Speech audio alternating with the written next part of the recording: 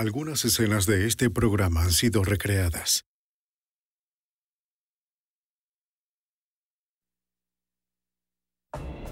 Durante casi 2 décadas, un genio matemático con delirios de destruir la sociedad industrial sin ayuda de nadie, plantó o envió bombas potentes a víctimas inocentes y desprevenidas.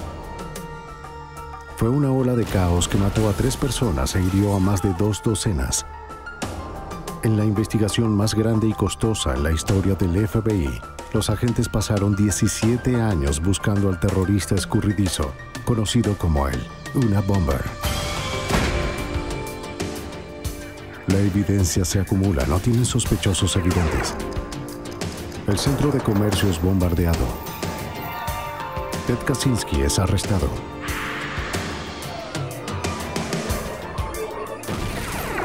Fugitivo a un prófugo. Los archivos del FBI.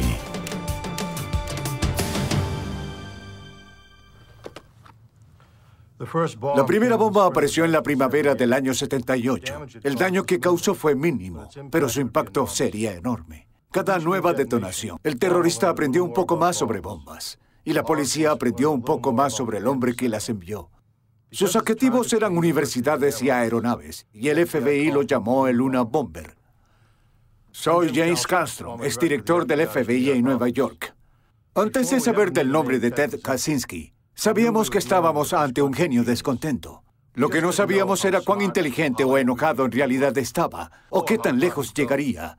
Al tiempo que él estaba perfeccionando con detalle sus bombas, mejorábamos nuestro perfil. Todo era cuestión de quién terminaría primero. El Una Bomber. El 25 de mayo de 1978, un profesor de ingeniería llamado Buckley Christ de la Universidad de Northwestern en Evanston, Illinois, se presentó en la sala de correos con un paquete del tamaño de una caja de zapatos. El profesor Christ figuraba como el remitente y no conocía a la persona a la que iba dirigido. El guardia de seguridad del campus, Terry Marker, agregó que podría ser una bomba. ¿Estás bien?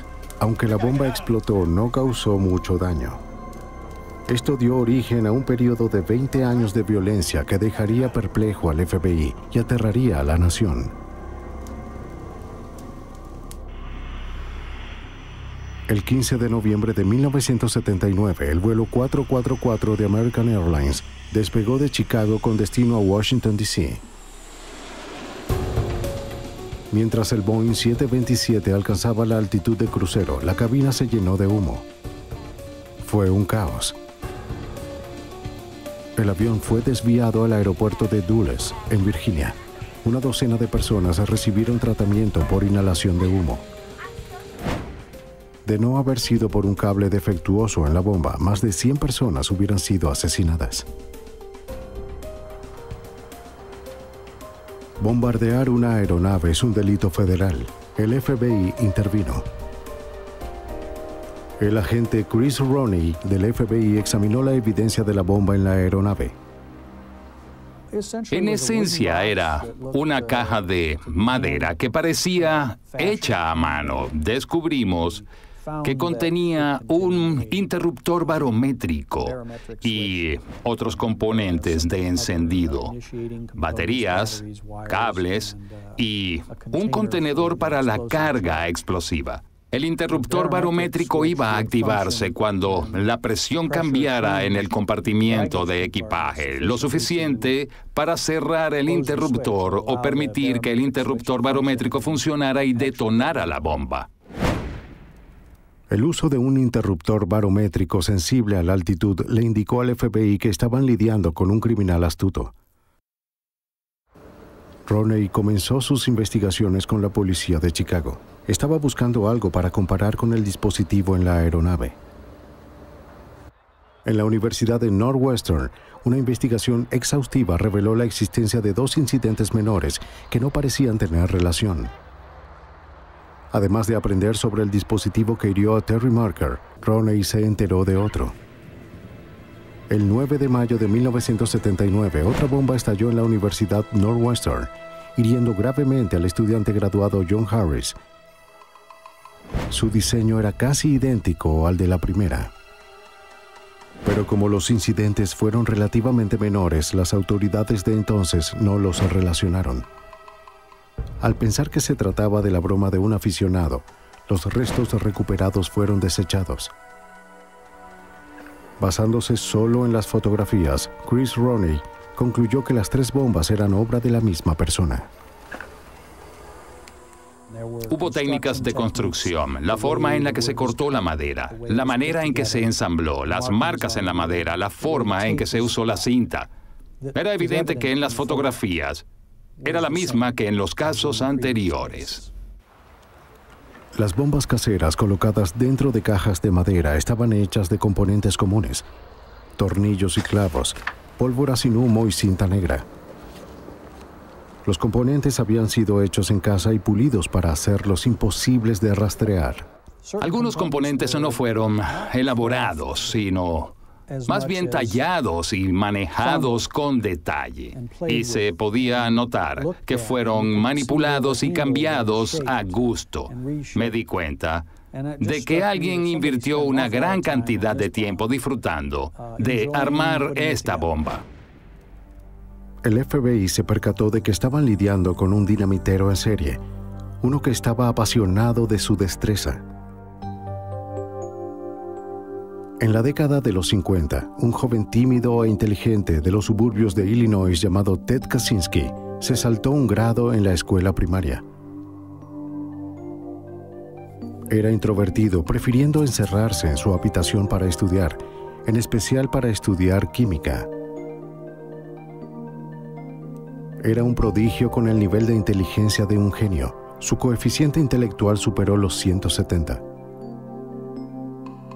Ingresó a Harvard a los 16 años y se graduó en 3 años en 1962. En 5 años recibió su doctorado de la Universidad de Michigan.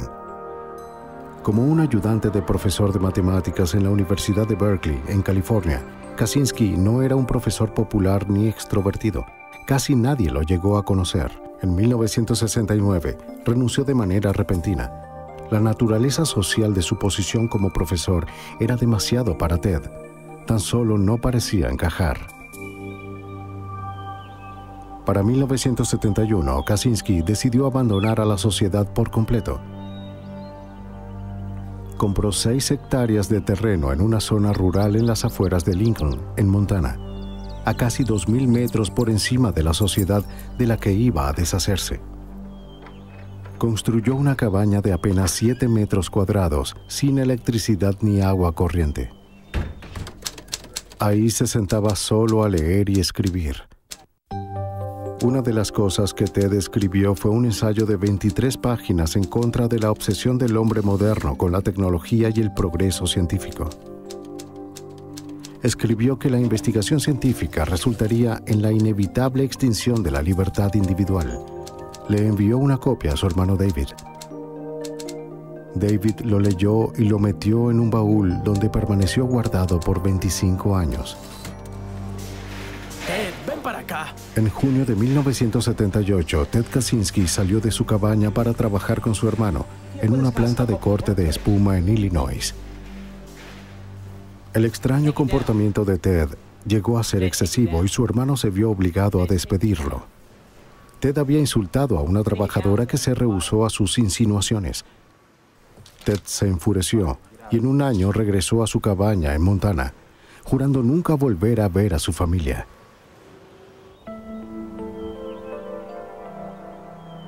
El tratar de encajar como una persona agradable era muy frustrante para el genio introvertido. Ted se excluyó aún más, pensando que el hombre moderno no sería capaz de comprenderlo. Comenzó a ver a la sociedad civil como un obstáculo que necesitaba ser superado.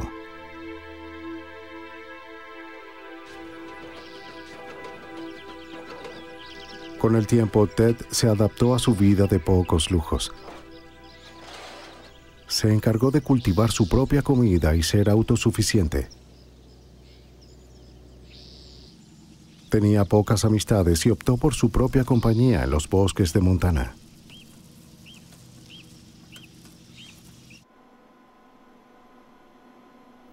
Ted rara vez iba a Lincoln. Cuando lo hacía, era para leer libros de referencia en la pequeña biblioteca de la ciudad.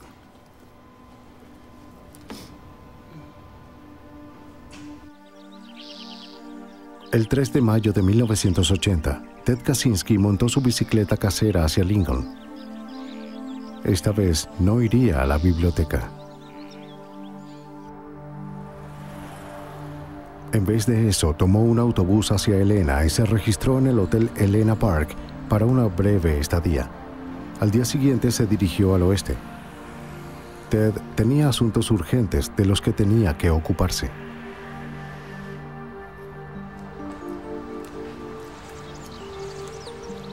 Percy Wood, el presidente de United Airlines, recibió un paquete en su casa en los suburbios de Chicago el 10 de junio de 1980.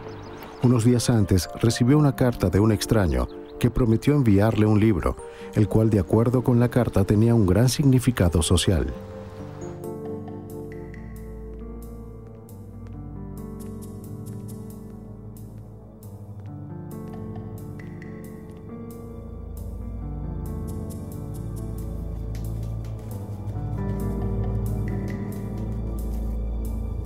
Wood colocó el paquete en el mostrador de su cocina, lo abrió y sacó el libro Ice Brothers, de Sloan Wilson. Wood estaba confundido. ¿Por qué este libro era de importancia social? Abrió la portada. Wood casi fue asesinado. El dinamitero había aumentado la apuesta con su cuarto y más poderoso dispositivo hasta entonces. Los técnicos de bombas del FBI y de la ATF llegaron a la escena. No tardaron en identificarlo como el trabajo del dinamitero en serie. Hasta ahora, cada bomba había sido casera con un cableado y construcción similar. En la cuarta bomba, el terrorista dejó una marca. Grabada en un pedazo de metal, estaban las letras FC. Sin duda, las iniciales fueron puestas ahí a propósito. Estaban protegidas de forma tal que sobrevivieran a la explosión. No tenía sentido tenerlas allí. No sirvió para nada excepto para decir, aquí está, mi firma, aquí está un rasgo distintivo. El FBI solo podía especular con lo que FC significaba. Para entonces, los investigadores del FBI ya le habían asignado un nombre. Había atentado contra universidades y aeronaves. Lo llamaron una bomb. Un por universidades y A por aerolíneas. Nombrarlo fue fácil. Encontrarlo sería mucho más difícil. Agencia Federal de Investigación, Departamento de Justicia. En 1981, con FC como su mejor pista, el FBI comparó a miles de personas con esas iniciales. Pero el Unabomber no estaba inactivo. En octubre, un paquete fue encontrado en un edificio en la Universidad de Utah.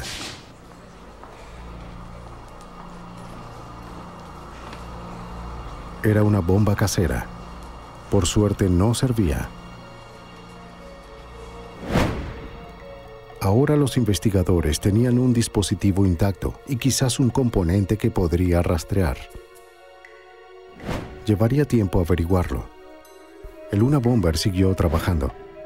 En la primavera de 1982, un paquete destinado al profesor Leroy Wood Pearson estalló en las manos de un asistente académico en la Universidad de Vanderbilt. La bomba estaba hecha de los materiales habituales con las iniciales de FC entre los restos. Los investigadores pasaron incontables horas estudiando cada detalle de los dispositivos del Unabomber. La pista más extraña surgió de pronto. Las dos últimas personas a las que fueron dirigidos se apellidaban Wood. Wood significa madera y esta desempeñó un papel importante en cada una de las bombas, es decir, estaba presente en todas las bombas. Incluso cuando no era necesario. De hecho, si no tenía madera, ponía ramas para que estuviera ahí. Hubo referencias a la madera en direcciones y nombres de personas en todas partes. El inspector del laboratorio del FBI, Doug Diedrich, de la unidad de rastreo, es también un experto en madera. Los materiales pueden indicar algo sobre esa persona, pueden indicar en dónde podría vivir, lo que hace para ganarse la vida. Y esa fue una de las cosas en las que me involucré, sobre todo, en tratar de determinar de dónde venían estos tipos de ramas, en qué área geográfica, en qué parte del país. Este enfoque parecía una posibilidad remota, pero la falta de pistas dejó a los investigadores con pocas opciones. A medida que la investigación del FBI se intensificaba, también lo hacía el poder de los dispositivos de Luna Bomber. El 2 de julio de 1982, el profesor Diogenis Dangelakos, de la Universidad de Berkeley de California, un esposo leal y un profesor popular, notó un objeto extraño en el piso de la sala de café del departamento de computación.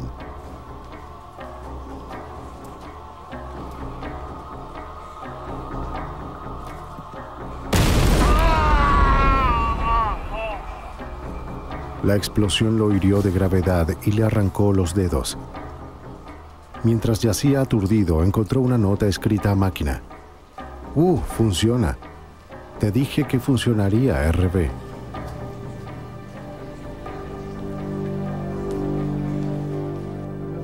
El FBI rastreó a todos los que se llamaban Wu en Estados Unidos y a todos con las iniciales RB. Una enorme e intensa labor, pero sin resultado. Aquí está el problema. La nota era un engaño. Pero hay que encargarse de esto. ¿Cuánto tiempo? Otra pista surgió al día siguiente de la explosión. Un custodio que trabajaba en Corey Hall, el edificio donde la bomba estalló, vio a un hombre con un bigote delgado y una sudadera vagando en el pasillo la noche anterior. El trabajador, sin embargo, no pudo recordar suficientes detalles para ayudar a un dibujante a hacer un bosquejo. Dangelakos estaba malherido y requirió una larga estadía en el hospital. Ya no era capaz de cuidar de su esposa inválida. Ella murió un mes después de la explosión.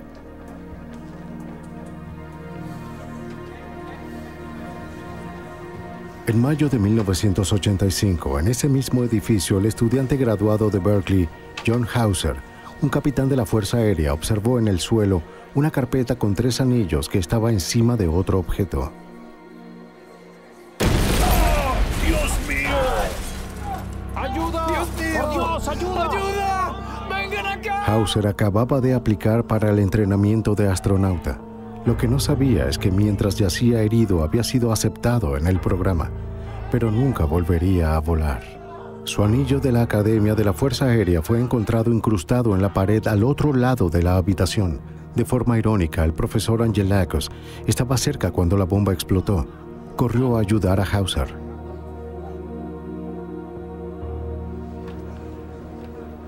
Las investigaciones relacionadas con el Luna Bomber, realizadas por el FBI, la ATF y el Servicio Postal de los Estados Unidos, se habían convertido en una rutina frustrante. Los componentes de las bombas recuperadas fueron empaquetados y enviados al laboratorio del FBI para futuras comparaciones. En los próximos años habría muchos de estos análisis.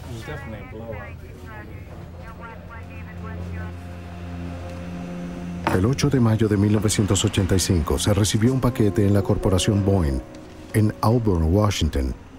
Estaba dirigido solo a la compañía. Era pesado y tenía muchas postales.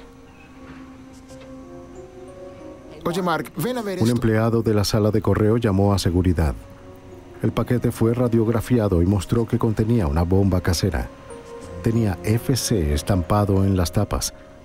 Si el empleado hubiera abierto el paquete, lo más probable es que lo hubiera matado a él y a cualquier otra persona cerca. El 15 de noviembre de 1985, el Dr. James McConnell, un profesor de psicología en la Universidad de Michigan, recibió una carta y un paquete de Ralph C. Kloppenburg. El remitente se describió a sí mismo como un estudiante de doctorado. Escribió: «Me gustaría que leyera este libro. Todos en su posición deberían leer este libro». Mientras leía, su asistente abrió el paquete. La explosión hirió de gravedad al asistente y dejó sin audición al Dr. McConnell.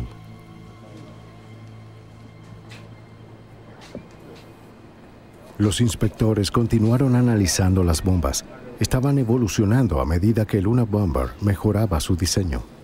Pruebas exhaustivas de laboratorio demostraron que se estaban volviendo más sofisticadas y más poderosas. Los agentes estaban frustrados. Progresaban muy poco para determinar la identidad del Unabomber. Sus análisis confirmaban lo que ya sabían. Si los paquetes seguían llegando, solo sería cuestión de tiempo antes de que alguien fuera asesinado. Rentec. Hugh Scruton era dueño de la tienda de computadoras Rentec en Sacramento, California. El 11 de diciembre de 1985, a la hora del almuerzo, Scruton se dirigió a la puerta trasera que llevaba al estacionamiento cuando observó algo. Parecía un bloque de madera con 4 clavos con las puntas hacia afuera. La explosión fue violenta, haciendo un agujero enorme en el pecho de Scruton, que dejó expuesto su corazón. Ahora el Unabomber era un asesino. La bomba que mató a Hugh Scruton era la más poderosa hasta el momento. Consistía en un tubo dentro de otro tubo y tenía todas las mismas características que las otras, hasta el grabado FC en un extremo. Ahora la investigación del Unabomber era un caso de homicidio. Los investigadores se apegaron a su estrategia de mantener en secreto los detalles del caso, por temor a que el Unabomber se enterara de lo que sabían, o peor, alentara a los imitadores. Los investigadores estaban desesperados por una pista sólida. Ted Kaczynski siempre estuvo activo en su cabaña aislada.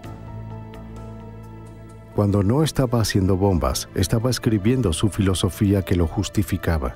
Para Ted Kaczynski, la sociedad tecnológica era un horror, definido por la destrucción de la Tierra y de los seres humanos, asemejándose a algo un poco más que robots sin mente.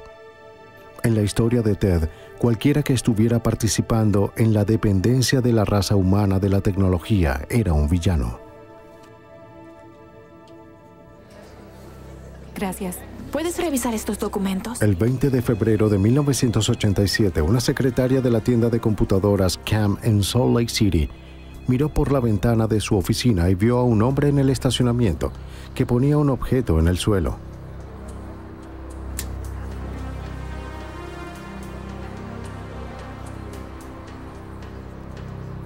Una hora más tarde, el dueño de la tienda, Gary Wright, estaba en el estacionamiento. Observó el objeto en el suelo. Era un bloque de madera con 4 clavos con las puntas sobresaliendo. Wright quedó con heridas graves, pero sobrevivió de forma milagrosa. Mientras la policía recorría las estaciones de autobuses y las empresas locales en busca de un sospechoso, un boceto fue elaborado con la descripción de la secretaria. Sin duda alguna, era la imagen de un hombre disfrazado. El boceto no sirvió para atrapar al Unabomber, pero podría haber servido.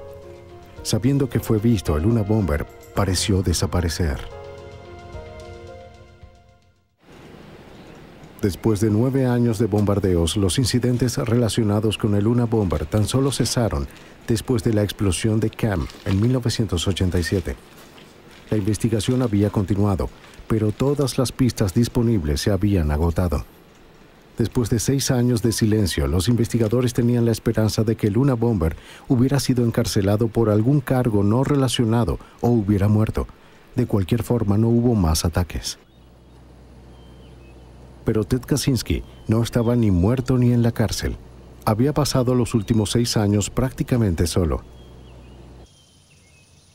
Conforme en su rutina diaria, cuidando el jardín, cazando, escribiendo y visitando la biblioteca, Ted siempre se las arregló para estar al tanto de los eventos. En 1993, después de una pausa de 6 años, varios eventos muy divulgados impulsaron al Unabomber a salir de su retiro. El violento asedio en Waco, Texas, entre la ATF y el culto religioso de los davidianos, y el bombardeo del Centro Mundial de Comercio creó un ambiente político violento. El Unabomber regresaría en un ataque de violencia propio.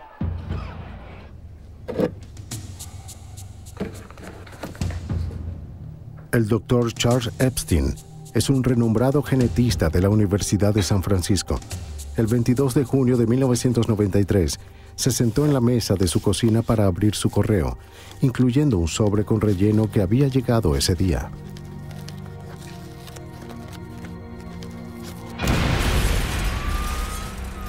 La explosión hirió de gravedad al Dr. Epstein. Después de 2 horas y media de cirugía, se estabilizó y tuvo mucha suerte de estar vivo.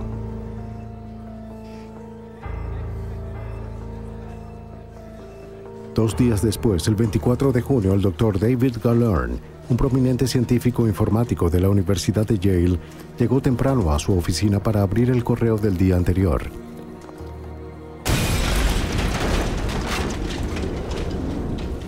Herido en su brazo derecho, ojo y abdomen, Galern luchó para ponerse de pie y salir por la puerta en busca de ayuda.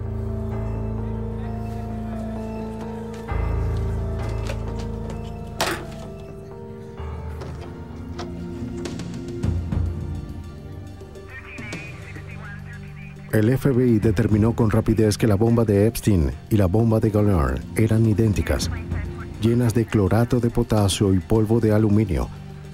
Ambos dispositivos habían sido colocados dentro de una caja de madera hecha a mano.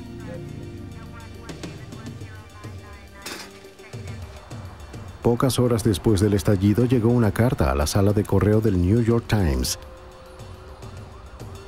Era de un grupo anarquista autodenominado FC, que se atribuía la responsabilidad de los bombardeos recientes. El FC prometió más comunicados en el futuro. Se proporcionó un número de identificación al Times para garantizar la autenticidad de los mismos. Fue 553-254394.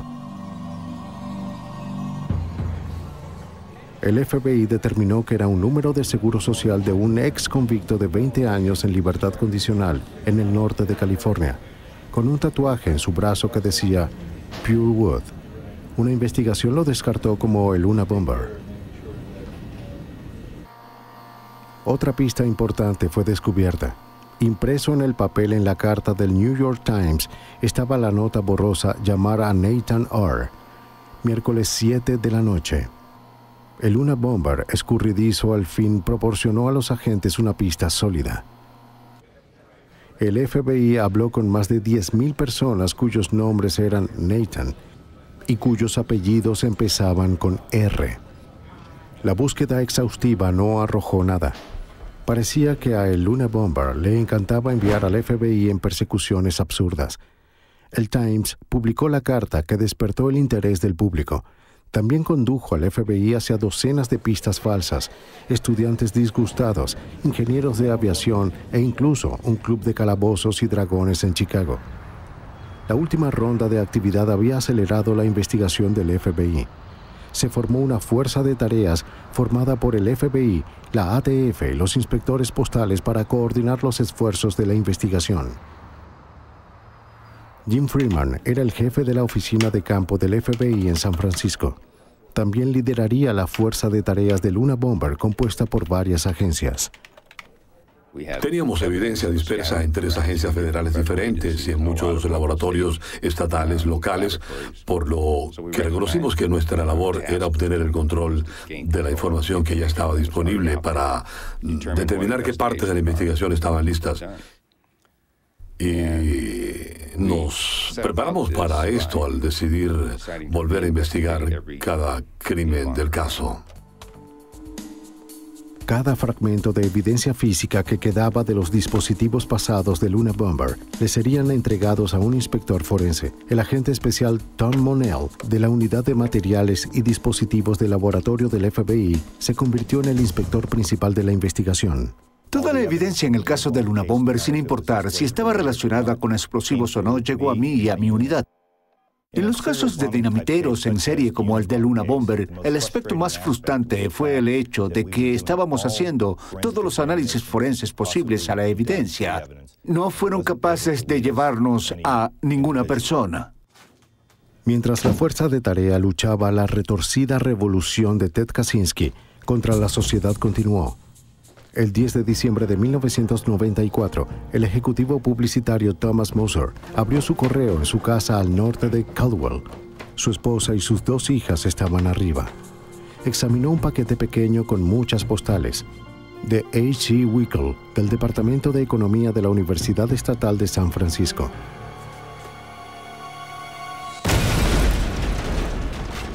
La explosión fue la más espantosa hasta entonces. Decapitó al instante a Thomas Moser. Con cada dispositivo anterior en la investigación del Luna Bomber, el agente Monell fue capaz de reconstruir una réplica trabajando solo con los restos recuperados de las diferentes escenas del crimen, al igual que las 15 bombas que había reconstruido. Esta sin duda era el trabajo del Luna Bomber. Unos meses después, Ted Kaczynski se preparó para una larga visita hacia la costa oeste. Este viaje sería su mayor trabajo hasta la fecha. El 19 de abril de 1995, Ted Kaczynski estaba en el área de la bahía de San Francisco cuando la bomba de 900 kilogramos de combustible de Timothy McVeigh destruyó el edificio federal Alfred P. Murrah en la ciudad de Oklahoma, matando a 168 personas. Ted no dejaría que su agenda fuera eclipsada por la devastación en Oklahoma. Al día siguiente, el 20 de abril, mientras la nación seguía aturdida por el incidente de Oklahoma, Kaczynski envió por correo 5 artículos, 4 cartas y un paquete. En pocos días el correo llegó al este. Primero fue una carta al New York Times. El agente especial Terry Torchy era el segundo al mando en la fuerza de tarea del Luna Bomber. En la carta al New York Times mencionó que él era responsable por los ataques a Thomas Moser, Charles Epstein y David Galanter. También mencionó algunas de sus metas y objetivos y dijo que estaba pensando en enviar un manuscrito o un ensayo y que quería considerar publicar dicho ensayo y que, de hacerlo, llegaría a un acuerdo para dejar de cometer actos terroristas. La segunda carta fue dirigida a la víctima reciente David Galanter en Yale, quien se estaba recuperando de sus heridas. La carta fue insultante. Dr. Galanter, las personas con títulos avanzados no son tan inteligentes como creen que son. Si tuvieran cerebro, se darían cuenta de que existen muchas personas que se molestan por la forma en que genios como usted están cambiando el mundo.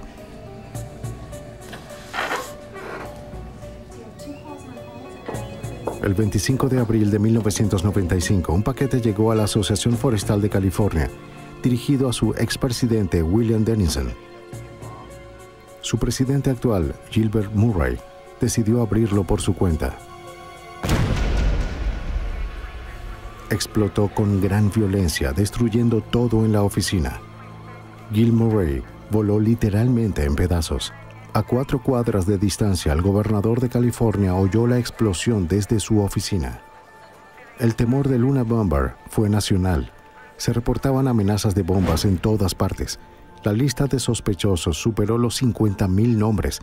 16 años y 16 bombas después, el Luna Bomber había reclamado 3 vidas y herido a 2 docenas de personas. 2 meses después de que Murray fuera asesinado, una carta llegó al San Francisco Chronicle. Decía, el grupo terrorista FC llamado Una Bomb por el FBI está planeando estallar una aeronave del Aeropuerto Internacional de Los Ángeles durante los próximos 6 días. La amenaza tenía que tomarse en serio porque Una Bomber ya había puesto una bomba a bordo de un avión. No fue tan letal como para hacerlo estallar en el cielo, pero sabíamos que su habilidad para hacer bombas había progresado, lo suficiente para lograr eso. El FBI se aseguró de que las medidas de seguridad entraran en vigencia de inmediato en los aeropuertos de California. Nadie que no tuviera boleto podía pasar la seguridad. Todos los bolsos fueron revisados. Los perros detectores revisaban todo. El servicio postal dejó de enviar el correo en aviones comerciales. Los pasajeros eran interrogados acerca del equipaje de mano que llevaban. Las preguntas si ellos llevaron el paquete consigo todo el tiempo o si habían empacado su maleta sin ayuda. Esas preguntas se hacen desde aquel día en el aeropuerto de Los Ángeles. El mismo día en que recibieron la amenaza en el San Francisco Chronicle, el Washington Post recibió un mensaje de FC, un manifiesto de 56 páginas. El New York Times recibió una copia del manifiesto al día siguiente, como lo hizo la revista de adultos Penthouse 2 días después. La carta al Post y al Times estableció los términos y condiciones para la publicación y aceptó en detener el bombardeo si el Post o el Times lo publicaban. Para el agente especial Terry Torchy y la fuerza de tarea del Unabomber, recibir el manifiesto fue un gran avance. Por supuesto, cuando apareció el manuscrito de Unabomber fue una gran información. Fue una gran oportunidad y sabíamos que teníamos que aprovecharla. Si se manejaba de forma correcta, podría llevarnos a identificar al Unabomber. El manifiesto titulado La Sociedad Industrial y sus consecuencias era un escrito detallado en contra de la tecnología, la genética, la izquierda, el conservadurismo y la sociedad moderna en general.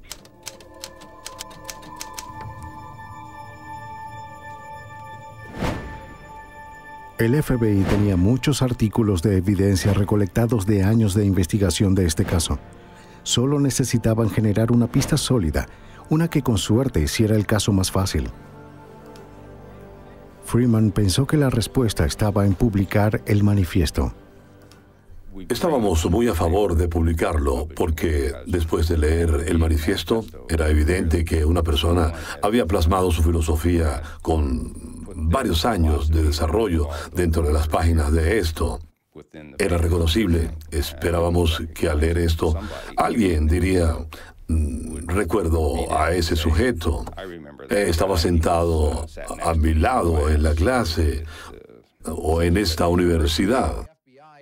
Después de una autorreflexión pública y de discusiones con el director del FBI, la abogada del estado Janet Reno, el Washington Post y el New York Times, se tomó la decisión de publicar el manifiesto. El manifiesto apareció en una sección especial del Post el 19 de septiembre de 1995. A principios de 1996, el hermano de Ted Kaczynski había estado investigando por su cuenta.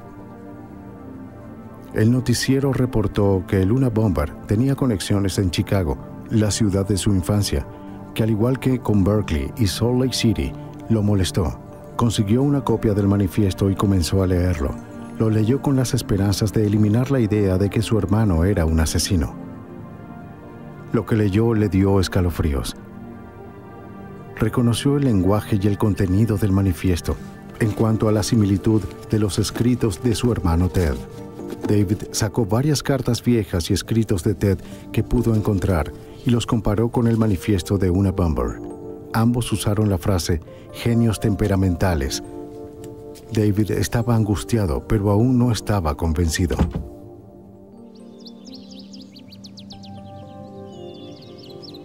Le escribió a Ted una carta urgente. Aunque no le reveló sus sospechas, le pidió que lo visitara en Montana. Ted rechazó el pedido de su hermano. David decidió llamar a un investigador privado para investigar el asunto, pero las noticias que el investigador le llevó no fueron alentadoras. El investigador privado envió el manifiesto junto con algunos de los escritos de Ted para ser analizados por expertos que no conocían a los actores involucrados. Los expertos concluyeron que los autores tenían una gran posibilidad de ser la misma persona. Desesperado, David continuó su búsqueda por cualquier cosa que Ted le hubiera escrito. En un viejo baúl se encontró con un ensayo que Ted le envió en 1971. David no podía seguir negando la realidad de que su hermano podría ser el Unabomber.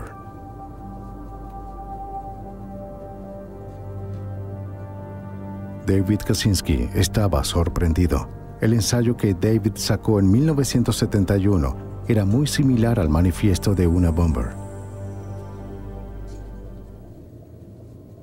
Desgarrado ante la posibilidad de entregar a su propio hermano y poner en peligro las vidas de otros, David Kaczynski tomó una decisión dolorosa.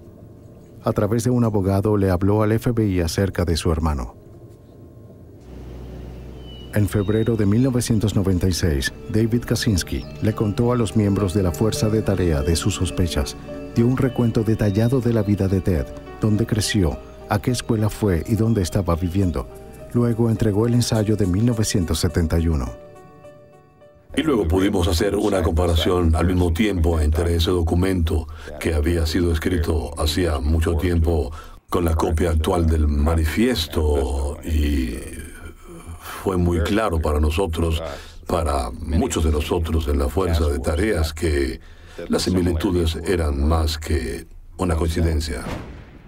El FBI analizó el ensayo y encontró más de 160 ejemplos de similitudes con el manifiesto de una bomber, incluyendo frases comunes y errores ortográficos. La lista siguió creciendo. Luego de 17 años, el FBI tuvo su primer y gran sospechoso, Ted Kaczynski. Docenas de agentes del FBI se desplazaron con sigilo hacia la pequeña ciudad de Lincoln, en Montana. El FBI mantuvo una vigilancia cuidadosa en la cabaña de Kaczynski mientras establecían una orden de cateo para el caso, esperando que el Unabomber no volviera a atacar. Para principios de abril, se había descubierto información suficiente para justificar la orden. Entre otras cosas, los agentes pudieron descubrir que Ted había viajado por todas partes. Los registros en los hoteles probaron que el Unabomber siempre estaba en movimiento antes de un incidente. El agente Terry Torchy presentó una declaración detallada de 65 páginas describiendo el caso del gobierno contra Ted Kaczynski y solicitando permiso para registrar su cabaña. Habíamos trabajado toda la mañana alrededor de las 5 para ubicar con anticipación a varios equipos de agentes de diferentes lugares del bosque en Lincoln, Montana, y en un puesto de mando que situamos en Lincoln. Todos teníamos un papel diferente. También teníamos a los equipos de recuperación de evidencia y estaban situados en otro puesto de mando que teníamos en Lincoln. Todos estábamos listos para ir una vez que se firmara la orden. Agentes del FBI disfrazados y un oficial forestal se acercaron a la cabaña de Kaczynski. Caminaron hacia su cabaña hablando en voz alta. No querían que Kaczynski sospechara que había alguien acercándose por sorpresa. Los oficiales le pidieron ayuda para identificar una propiedad en su mapa. Cuando volteó para buscar su abrigo, los oficiales se abalanzaron sobre Kaczynski. El sospechoso de ser una bomber estaba bajo custodia.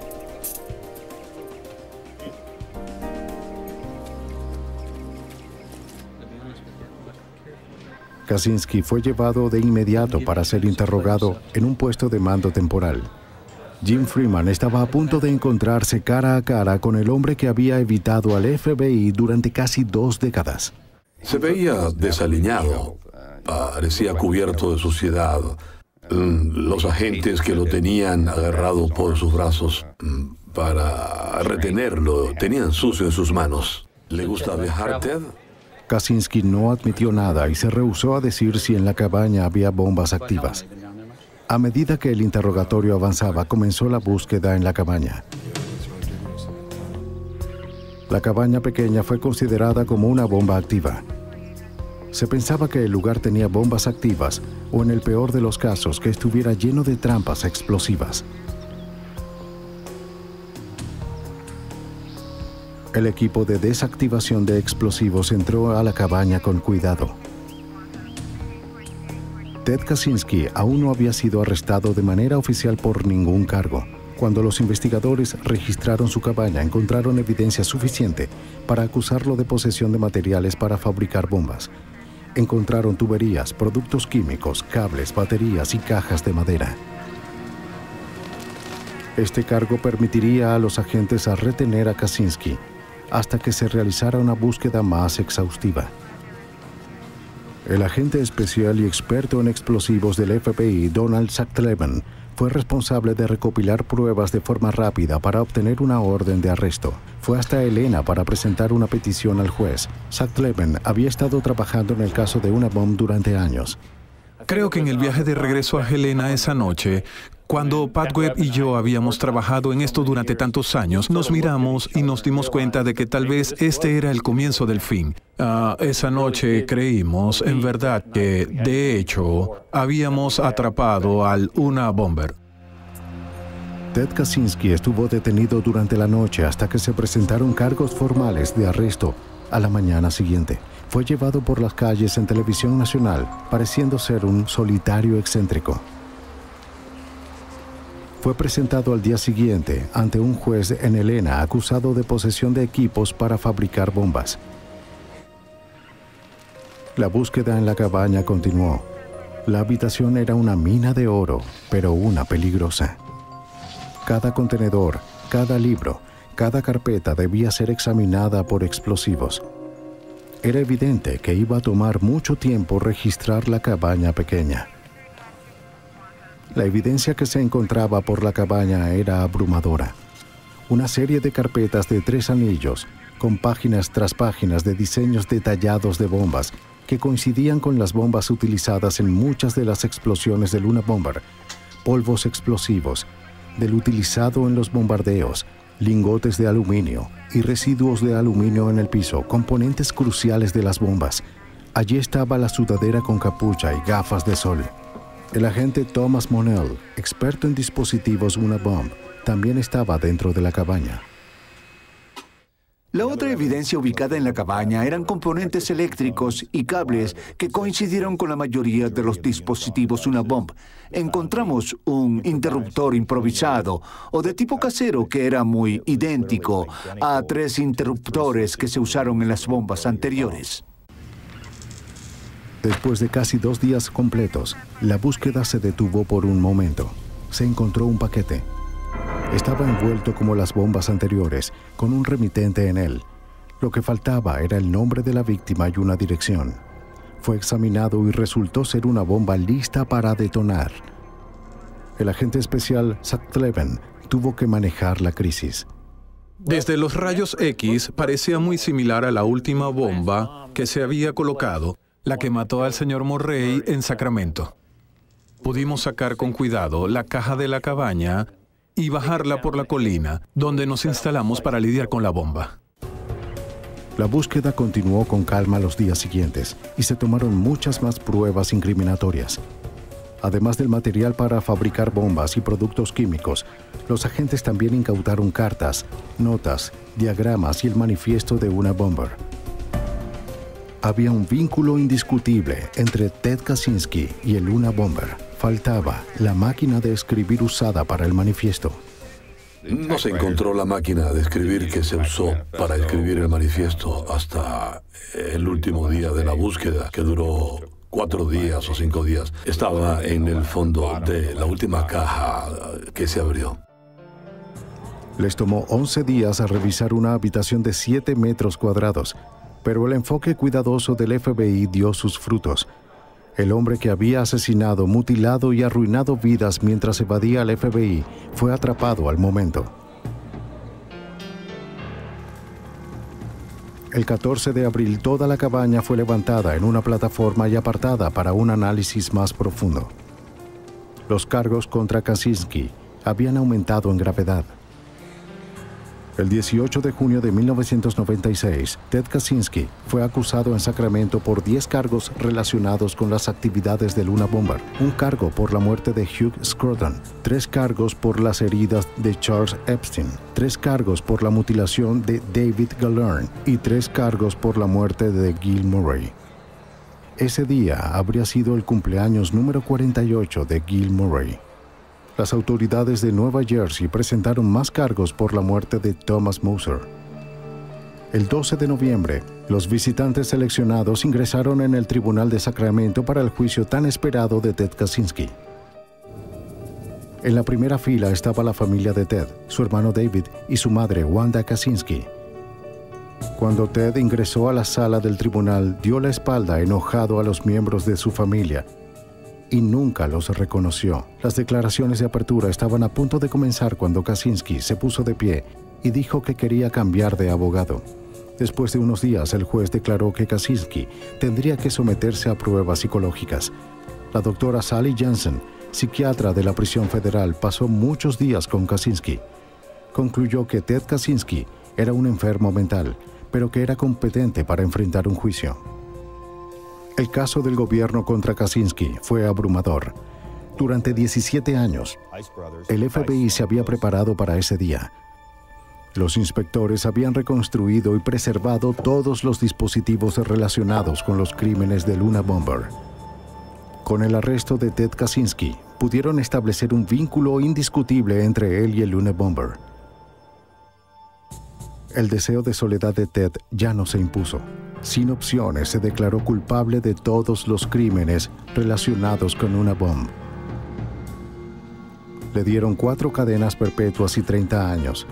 Nunca sería elegible para libertad condicional. Para el agente Terry Torchy, la investigación de Unabomber muestra la determinación del FBI de nunca renunciar hasta que se haga justicia, sin importar cuánto tiempo tome. Para los que cometen estos crímenes, que pueden continuar durante muchos años y no ser atrapados, pueden volverse arrogantes o más complacientes o pensar que nunca los atraparemos. Para ellos y para el público, el mensaje debe ser que no nos damos por vencidos y que permaneceremos hasta que lo solucionemos. Sin duda, creo que eso es lo que estamos llamados a hacer y es lo que tenemos que hacer. En junio de 1998, Joanna Lee, editora asistente de la editorial Simon & Schuster, recibió una carta de Ted Kaczynski con el remitente de la prisión. Sabía que era del convicto Unabomber, pero de todas maneras lo abrió. Kaczynski quería que publicara un libro sobre su lucha. Hasta la fecha, nadie lo ha comprado.